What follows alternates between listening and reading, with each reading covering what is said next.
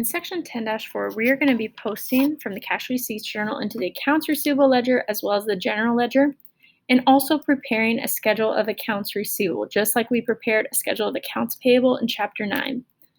So here we are in our cash receipts journal, and we need to post the rows that have accounts receivable accounts. So Lake Automotive owed us money and they paid us. So in the cash receipts journal, we received cash. Now we need to post that to update the ledger.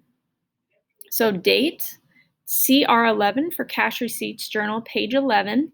And then we are taking the accounts receivable amount and decreasing Lake Automotive with a credit. So they owed us $987.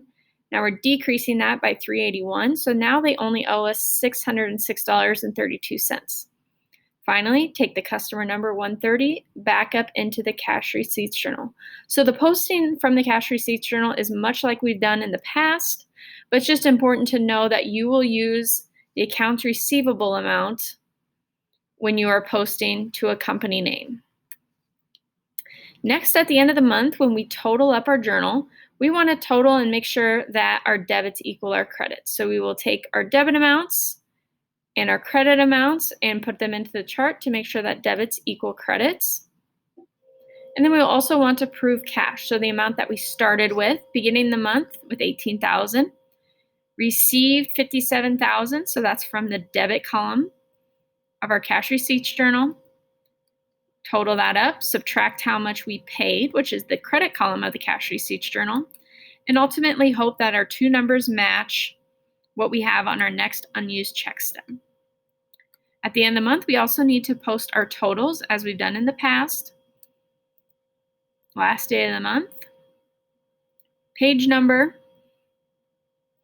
the total amount. So coming from the accounts receivable credit and the sales credit, we take those numbers, put them into our ledger, update our balances. If they're the same, we add. If they're different, we subtract. So we needed to subtract in the accounts receivable because we had a debit balance, subtract the credit balance.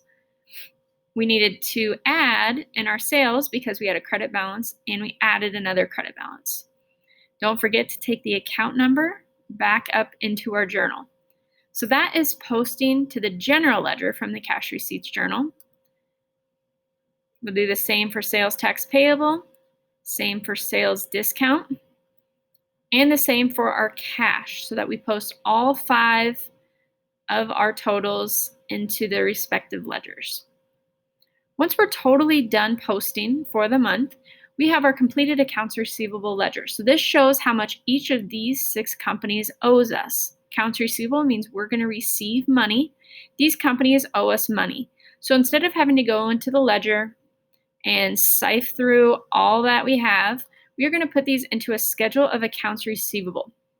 So this is a listing of all the customers and their account balances. So we can see in one easy spot how much in total we are owed money by various companies. And this is the schedule of accounts receivable, just like our schedule of accounts payable. All of our customers listed, the amounts that they owe us, and then a total of how much in total all the different companies owe us. So that is the goal of posting, and that is the final objective of 10-4.